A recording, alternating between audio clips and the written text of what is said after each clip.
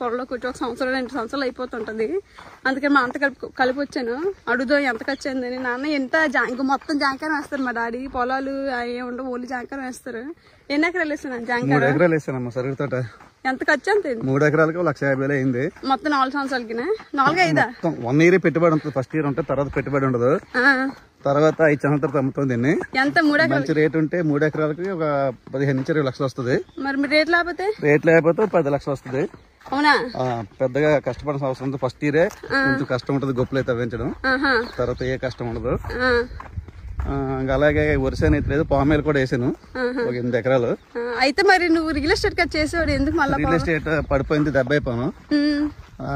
నా ఇన్వెస్ట్మెంట్ లో bad investment ఏదంతా నీకు పెట్టిన పెట్టుబడే బ్యాడ్. ఎందుకంటే ఎందుకు ఉపయోగపడలేదు, నువ్వు లక్షల పెట్టుబడి పెట్టాను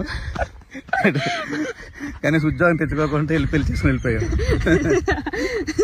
మరి ఆ డబ్బులు ఏం చేసేవాడు? ఉంటాయి ఇంకేమన్నా డబ్బులు రాలేదు నీ వాళ్ళంతా కాలేజీలు కట్టేసావు మొత్తం.